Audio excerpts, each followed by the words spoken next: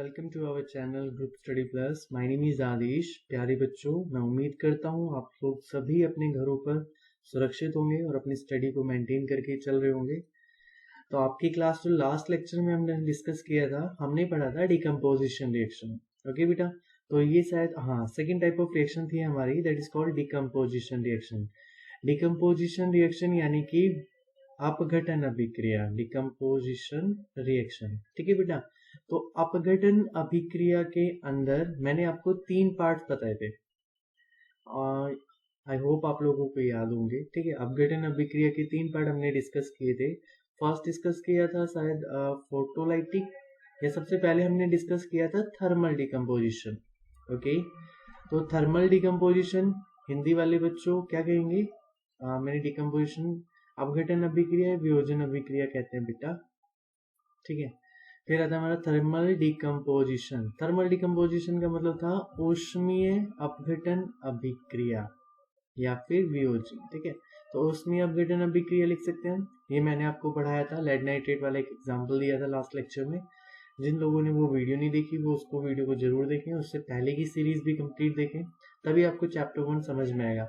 लेकिन इसमें आपको प्रॉपर कंप्लीट चैप्टर हो जाएगा बहुत इजी वे में। ठीक है, इससे इजी नहीं हो सकता बच्चे, और सारा कंटेंट आपको प्रोवाइड किया जाएगा। हर तरह का जो क्वेश्चन एग्जाम में बन सकता है वो इन लेक्चर्स में कवर हो जाएगा। ठीक है, हम बात कर रहे थे थर्मल डिकम्पोजिशन के बाद हमने पढ़ा था फोटोलाइटिक डिकम्पोजिशन। तो फोटोलाइटिक डिकम्पोजिशन में हमने देखा था कि इसको हिंदी में क्या कहा जाता है? डिकम्पोजिशन। हाँ जी, काफी बड़े बड़े वर्ड है ना। ओके, हाँ डिकम्पोजिशन। ठीक है, और मैंने आपको एक टैग सिंटेक्स भी बताया था। ठीक है, फोटोलाइटिक डिकम्पोजिशन यानी कि प्रकाशीय वियोजन अभिक्रिया। ठीक है, प्रकाशीय अपघटन कह लो आप। ओके, तो यहाँ तक मैंने आप लोगों के साथ डिस्कस किया था।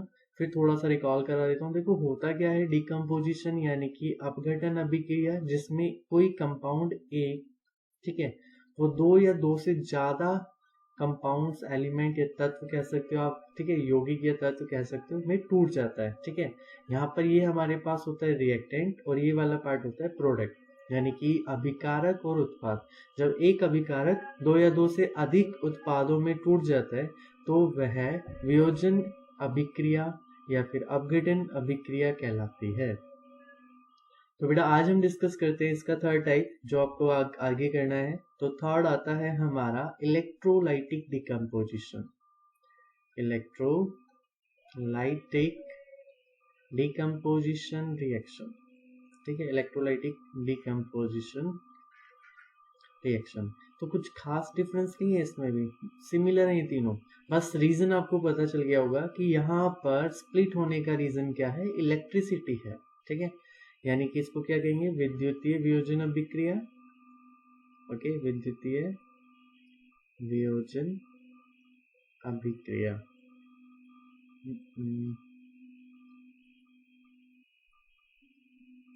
देखो इसमें क्या होता है और डिस्कस करते हैं इसके बारे में।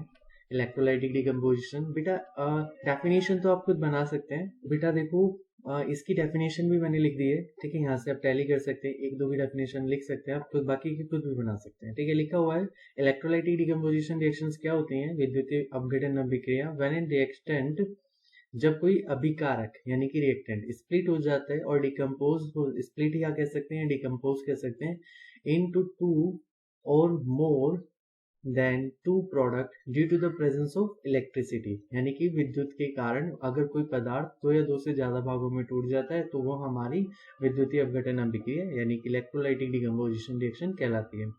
बेटा इसके लिए हमें एक एग्जांपल ले लेते हैं। मैं एग्जांपल लेके बात करूं तो देखो हमने वाटर लिया, सपोज दैट हम वाटर ही लेते हैं। वाटर हमारे पास अभी एट प्रेजेंट लिक्विड स्टेट में है। ठीक है, जब हम इसको इलेक्ट्रिक करंट पास करेंगे, मैंने एक बीकर लिया, ठीक है, सपोज दैट मैंने एक बीकर ले लिया, ठीक है, और बीकर के अंदर मैंने 2 एक तरीके से रोड लगा दी हैं। अभी फिलहाल मैं आप लोगों को नॉर्मली समझा रहा हूँ। ठीक है,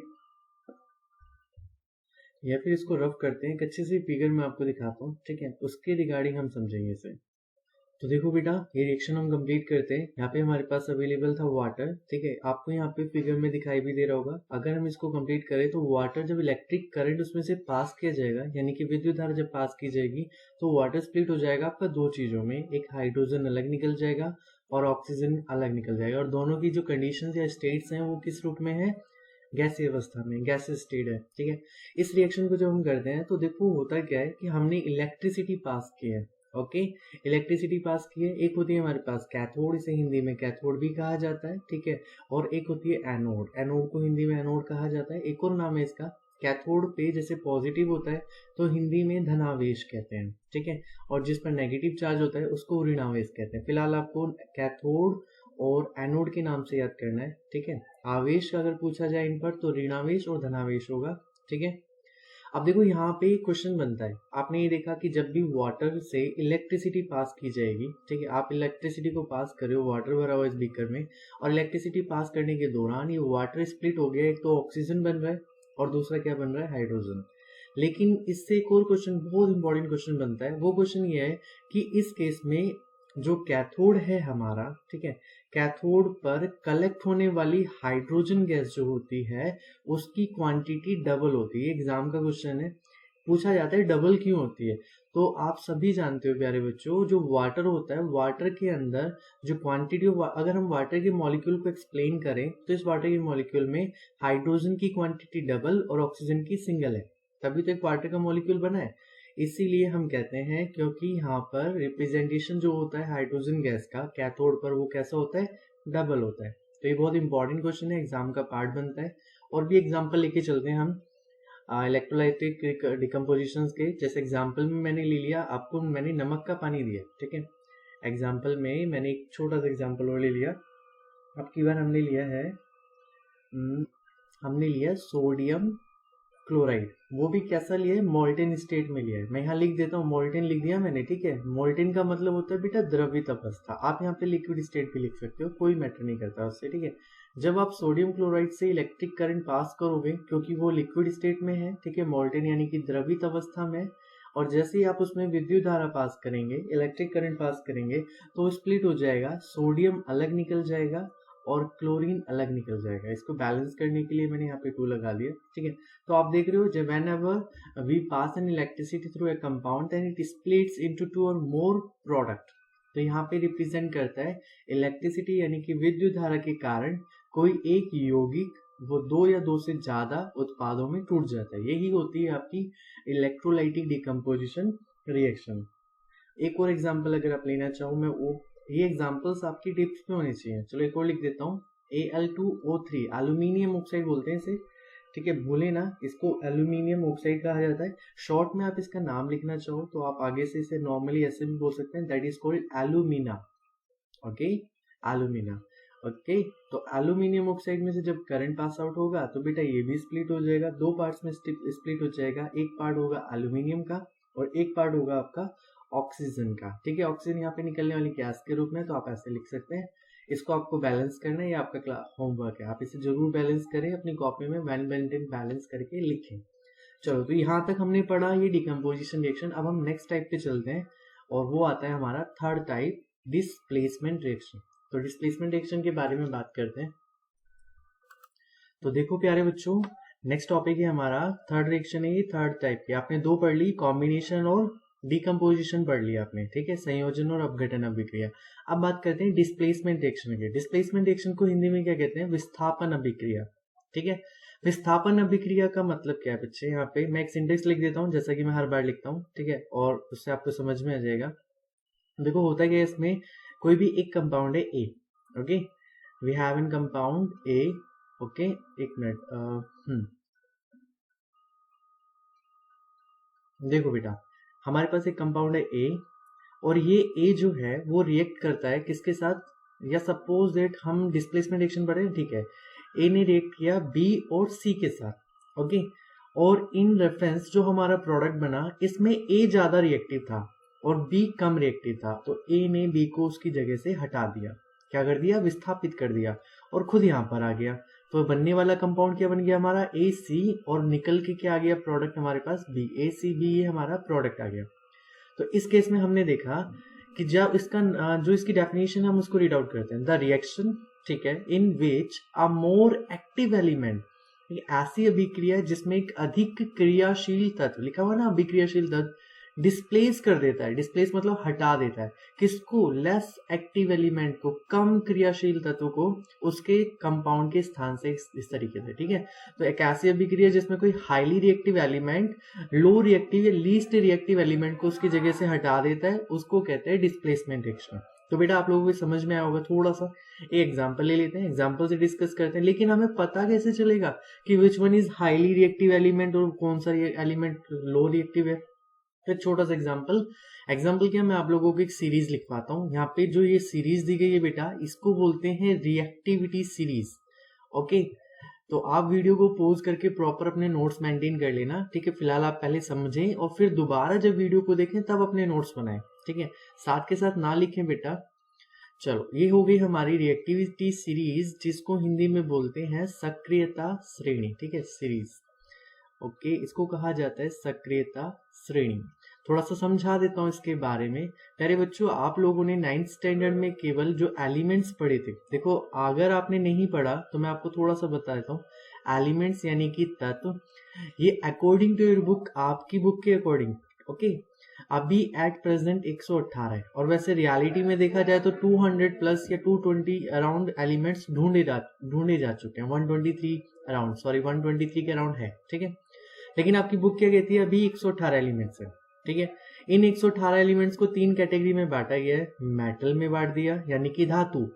नॉन मेटल में बांटा हुआ है, ठीक है, नॉन मेटल। और बेटा बांटा हुआ है मेटलॉइड्स में, ठीक है। Alloy is not a category, okay. In elements की कैटेगरी में अलॉय वर्ड नहीं आता। अलॉय को बोलते हैं मिश्र धातु। ये अलग होता है बेटा, ये दो धातुओं के मिलने से बनाया जाता है, ठीक है। दो धातुओं के या धातुओं के मिलाने पर जो सब्सटेंस नया फॉर्म होता है, that is called alloy, okay. लेकिन ये अलग है। 118 एलिमेंट्स को धातु, अधातु और उपधातु में बांटते हैं, जिसमें से आपने 9th स्टैंडर्ड में ओनली 18th एलिमेंट्स पढ़े थे। 18 ही पढ़े होंगे, आपकी बुक में 18 ही गिवन थे। उसके अलावा जो एलिमेंट्स होते हैं वो यहाँ पे प्रेजेंट है। और बाकी के ये जो 118 एलिमेंट्स है, आप चैप्टर नंबर 5 में पढ़ोगे बेटा। चैप्टर नंबर 5 पूरा आप लोगों को इन एलिमेंट्स के बारे में ही बताता है, ठीक है। तो हम देखते हैं, यहाँ पे सबसे ऊपर लिखा हुआ है पोटेशियम, ठीक है। पोटेशियम, बैरिलियम, ये सीरीज आपको अपनी कॉपी में वेल मेंटेन नोट करनी है, समझना है इसको, ठीक है। और ये आपके काम भी आएगी। तो बेटा आपकी बुक में ये सीरीज गिवन भी है और शॉर्टली लिखी है। वहां पे लिमिटेड एलिमेंट्स लिखे हुए हैं, मैंने कुछ ज्यादा लिख दिए। तो मैं इसको सीरीज को यहाँ से थोड़ा सा डिफ्रेंशिएट कर देता हूँ इस तरीके से। एक देख रहे हो हाइड्रोजन, वैसे तो ये कैटेगरी में आता है नॉन मेटल की, लेकिन हमने इसको एक्टिविटी सीरीज में रखा हुआ है। किसकी? वो भी मेटल्स की। ये मेटल्स की एक एक्टिविटी सीरीज है बेटा। मेटल यानी कि धातुओं की, इसमें सारी धातुएं हैं। उसके बावजूद भी हमने हाइड्रोजन को यहाँ पे प्लेस किया हुआ है। इसका क्वेश्चन का आंसर मैं अभी दूंगा आपको। फिलहाल हम ये समझ लेते हैं कि हमारे पास क्या क्या एलिमेंट्स हैं। हमारे पास सबसे ऊपर है पोटेशियम, फिर है हमारे पास बैरिलियम, और फिर है हमारे पास कैल्शियम, सॉरी बैरियम कैल्शियम। फिर आता है हमारे पास सोडियम, फिर आता है बेटा मैग्नीशियम, फिर आता है हमारे पास एल्यूमिनियम, जिंक, आयरन, निकेल। एसन होता है हमारा टीन। टीन के जो कनस्तर वगैरह आते हैं ना, उसको कहा जाता है एसन। पी भी होता है लेड। लेड से भी लीस्ट रिएक्टिव होता है कॉपर। कॉपर से भी लीस्ट रिएक्टिव मरकरी। मरकरी यानी कि पारा। Atomic number 8080। कॉपर होता है तांबा, Cu यानी कि तांबा। Ag मतलब होता है सिल्वर, चांदी इसे कहा जाता है, ठीक है। प्लैटिनम यानी कि पीटी, और Au मतलब गोल्ड। अब थोड़ा सा रिएक्टिविटी को समझते हैं। आपने देखा सबसे ऊपर लिखा हुआ है पोटेशियम, टॉप पर क्या लिखा हुआ है? पोटेशियम। टॉप पर कैल्शियम आपने लिखा होगा, सोडियम आपने सुना होगा लास्ट क्लासेस में, 9th स्टैंडर्ड में आपने सुना होगा, ठीक है। और बेटा ओल्ड यानी कि Au, इसका नाम अगर जेनेरिक नाम देखोगे तो ओरम कहते हैं इसे, AURUM। लेटिन भाषा में इसको ओरम कहा जाता है। सिंबल इसका इसीलिए AU होता है, लेकिन हम केमिकली लैंग्वेज में इसको, सॉरी, तो देखो बेटा केमिकली लैंग्वेज में हम इसे गोल्ड कहते हैं, ठीक है। अब देखना ही है आपको, आपने थोड़ा सा गोल्ड लिया, ओके, और आपने ले लिया साइड में, मैं यहाँ लिख देता हूँ। आपने 2-3 सब्सटेंस इसमें से ले लिए। आपने एक ले लिया गोल्ड ले लिया, ठीक है, या फिर सिल्वर ले लिया, और ऊपर लिखा हुआ है पोटेशियम हमारे पास K, और सोडियम ले लिया मैंने, ठीक है। इस तरीके से 2-3 एलिमेंट्स लिए मैंने, ताकि मैं आपको थोड़ा सा रिएक्टिविटी का डिफरेंस समझा सकूं। देखो गोल्ड और सिल्वर हमारे घरों में ऐसे ही रखे हुए होते हैं नॉर्मली, रूम टेम्परेचर पे, किसी भी वेजल्स में, या फिर हम नॉर्मली उसे अलमीरा में कहीं पर भी रख देते हैं, ओके। लेकिन ये एयर से भी रिएक्ट नहीं करते, अगर करते भी तो बहुत स्लोली रिएक्ट करते हैं, यानी कि इनकी रिएक्टिविटी इतनी स्लो है। गोल्ड पे तो कोई लेयर नहीं जमती है, लेकिन सिल्वर जो है ब्लैक कलर या ब्लैक कलर का हो जाता है धीरे धीरे। सरफेस, उसकी जो शाइनी सरफेस होती है वो चमकदार जो सरफेस होती है वो धीरे धीरे कम होने लगती है, ब्लैकनेस इसके आने लगती है। तो उसका रीजन ये है कि ये एयर में प्रेजेंट ऑक्साइड, एयर में प्रेजेंट गैसेस से रिएक्ट करता है, ठीक है। लेकिन हम देखते हैं सोडियम और पोटेशियम, आपने सुना होगा सोडियम और पोटेशियम को हम कैरोसिन ऑयल में रखते हैं।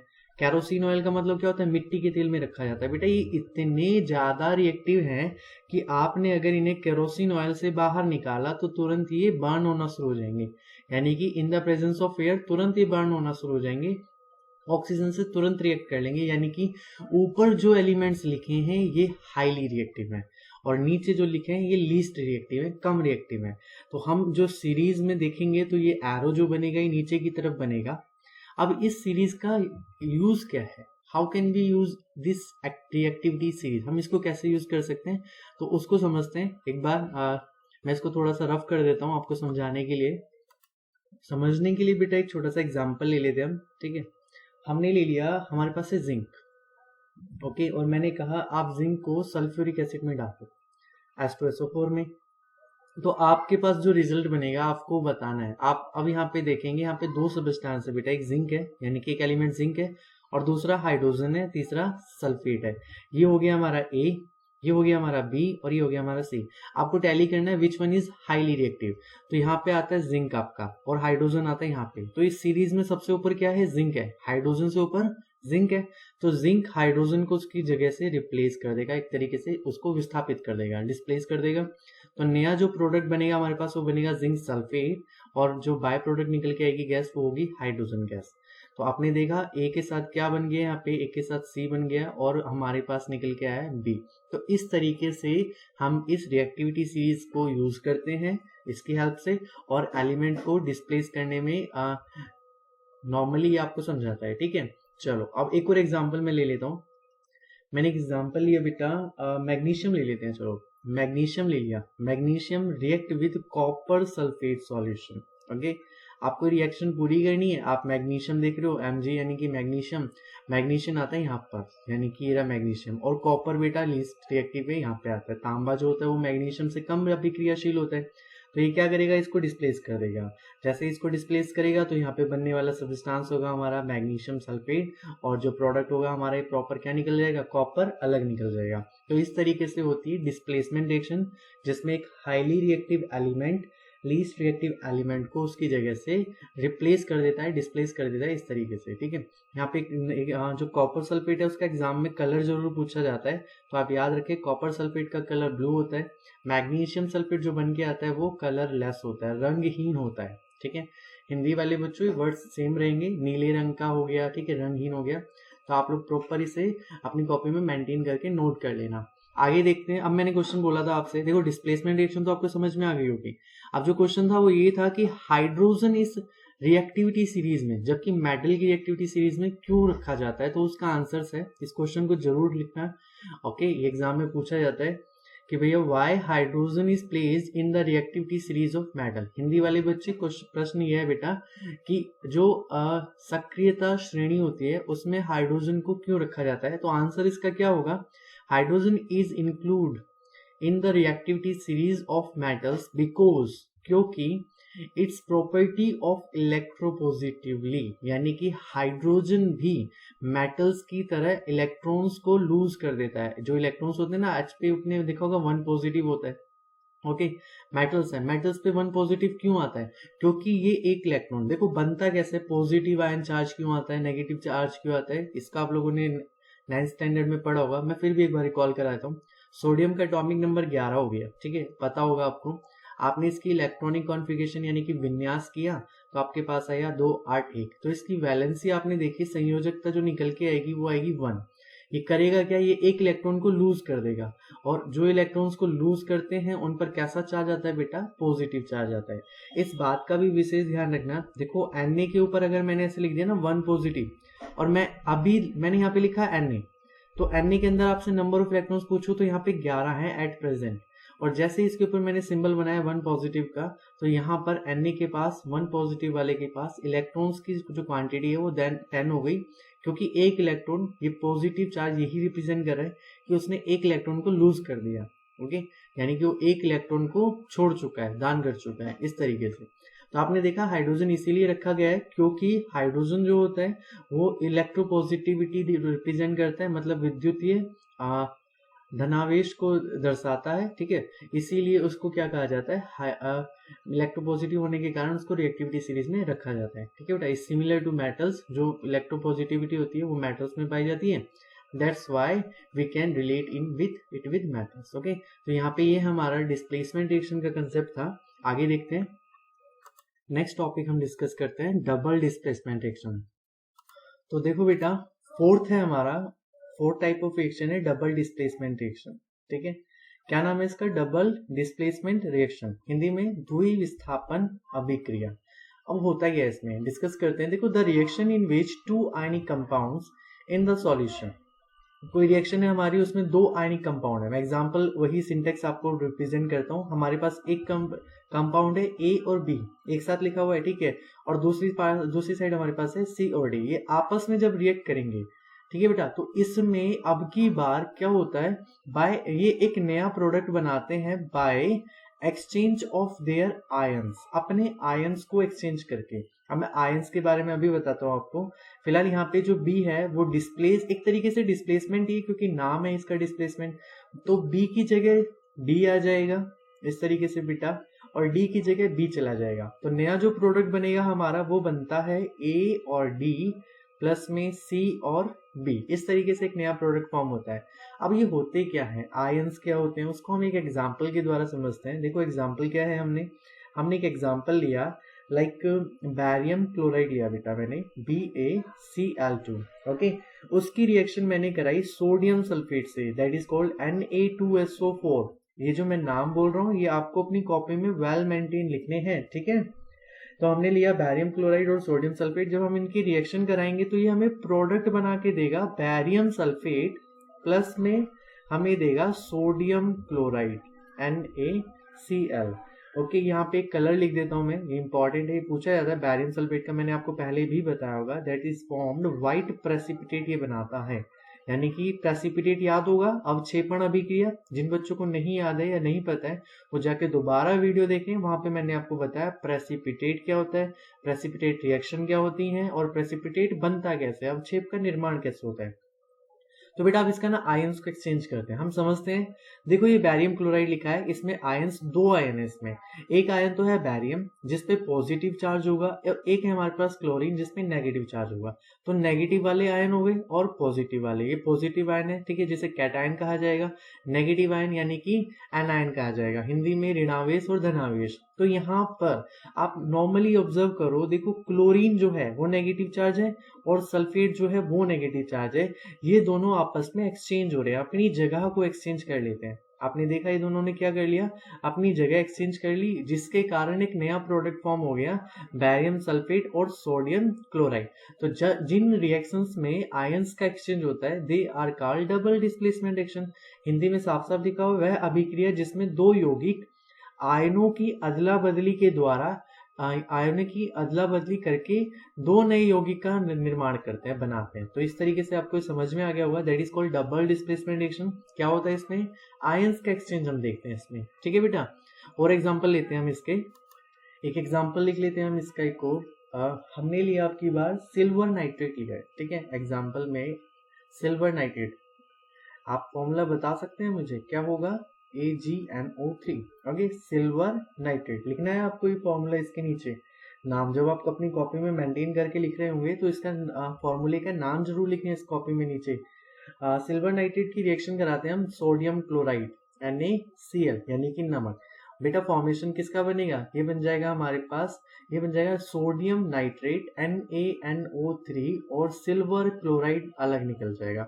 उम्मीद करता हूँ आपको ये रिएक्शन याद आ गई होगी कि सिल्वर क्लोराइड मैंने आपको पहले भी पढ़ाया था, जिसमें फोटोलाइटिक डिकम्पोजिशन होता है। अगर आप इस कंपाउंड को धूप में रख देंगे तो ये अलग अलग टूट जाएगा, डिकम्पोज हो जाएगा, अपघटन हो जाएगा इसका, सिल्वर अलग हो जाएगा और क्लोरीन अलग हो जाएगा, ठीक है। फिलहाल हम समझ रहे थे डबल डिस्प्लेसमेंट रिएक्शन, तो बेटा ये भी नेगेटिव आयन है और क्लोरीन भी नेगेटिव आयन होता है। इन दोनों ने क्या कर लिया, आयंस का एक्सचेंज कर लिया, और जिन रिएक्शंस में आयंस का एक्सचेंज होता है वो डबल डिस्प्लेसमेंट रिएक्शन कहलाती है। ये हमारा नया प्रोडक्ट फॉर्म हो रहा है, ठीक है, that is called sodium nitrate okay okay. और मैं आपको कलर भी बता देता हूँ, सिल्वर क्लोराइड जो होता है वो भी बेटा व्हाइट प्रेसिपिटेट ही होता है एक तरीके से, ठीक है। सफेद अवक्षेप बनेगा यहाँ पर आपका, ठीक है। तो ये थी हमारी डबल डिस्प्लेसमेंट रिएक्शन। अब हम डिस्कस करते हैं रिडॉक्स रिएक्शन। फिफ्थ टाइप मैंने आपको बताए थे, तो पांचवा टाइप जो आता है हमारा वो आता है रिडॉक्स रिएक्शन का। देखो बेटा क्या होती है रिडॉक्स रिएक्शन, ओके। आओ, फिफ्थ है हमारी रेडॉक्स रिएक्शन। इसको समझा देता हूं मैं आप लोगों को। हिंदी में कहते हैं, हिंदी में भी रेडॉक्स अभिक्रिया ही कहा जाता है, ठीक है। नाम सिमिलर ही रहते हैं, जो नाम अलग होते हैं वो मैं आपको जरूर बता दूंगा हिंदी वाले बच्चों। रेडॉक्स अभिक्रिया के अंदर बहुत इजी वे में मैं आपको समझाऊंगा, बहुत इजीली आप इसे समझ जाएंगे। देखो रेडॉक्स अभिक्रिया को हम दो पार्ट में डिवाइड कर लेते हैं। एक तरफ हो गया रिडॉक्स का रेड और ऑक्स, ठीक है। इस तरीके से लिख लिया मैंने, ये लिखा मैंने redox. Redox is the formation of two reaction, ये दो अभिक्रियाओं के कारण होती है। एक हमने बना लिया ऑक्सीडेशन, ऑक्स से क्या बन गया बेटा, ऑक्सीडेशन बन गया। और रेड से बना दिया मैंने रिडक्शन यानी कि अपचयन। इसको बोलते हैं अपचयन, इसको बोलेंगे अपचयन। और बेटा ये होगा हमारे पास, ऑक्सीडेशन का मतलब होता है उपचयन, ठीक है। चलो, होता क्या है ऑक्सीडेशन। जैसे इसका नाम है वैसे इनके काम है। ऑक्सीडेशन मतलब ऑक्सीजन की वृद्धि करना। आप ये देखें किसमें की रिएक्शन के अंदर कहां पर ऑक्सीजन की इंक्रीमेंट हो रही है, ओके। और रिडक्शन मतलब हाइड्रोजन की वृद्धि करना, जहां पे हाइड्रोजन इंक्रीज हो रहा हो। देखो अगर इसको पढ़ना हो तो ऐसा नहीं है कि ऑक्सीडेशन, अगर ऑक्सीजन की वृद्धि हो रही है तो हाइड्रोजन क्या हो रहा होगा, वहां पे कम हो रहा होगा। इस तरीके से आप लिख सकते हैं। मैंने हाइड्रोजन H2 लिखा है, आप खाली H भी लिख सकते हो, ठीक है। और ऑक्सीजन की क्वांटिटी क्या होगी, फिर कम होगी रिडक्शन के अंदर। इसको याद करने के लिए आप इसका एक पार्ट याद कर लो, आप ये वाला याद कर लो, ये अपने आप इसका उल्टा हो जाएगा तो आपके दिमाग में फिट हो जाएगा।